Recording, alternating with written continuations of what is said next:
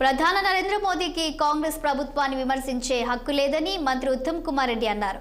కమిషన్ల కోసం నిర్మించిన కాళేశ్వరం ప్రాజెక్టుని బీఆర్ఎస్ ప్రభుత్వానికి ఏటీఎం లాగా మారిందని మండిపడ్డారు.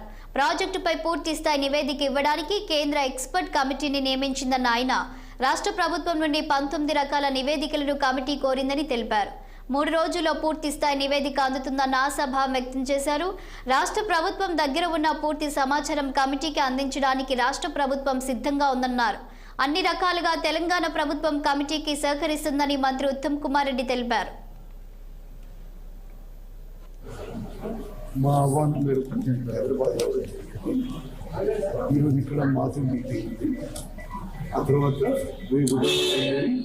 వాళ్ళు బ్యారేజ్ పరిశీలన పోతున్నారు.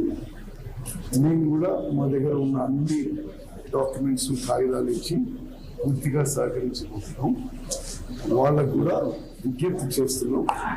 ఒక ఇంటర్వ్యూ రిపోర్ట్ అన్నా మీరు కొద్దిగా తొందర చేయగలిగితే, ఒక 1 minute చేయగలిగితే మీరు దాన్ని ఆధారం చేసుకుని వేరే వరకు మొదలు పెడతాము. ఆర్ అక్కడ వే ఫార్వర్డ్ ఏం చేయాలని నిర్ణయానికి రావడం జరుగుతుంది.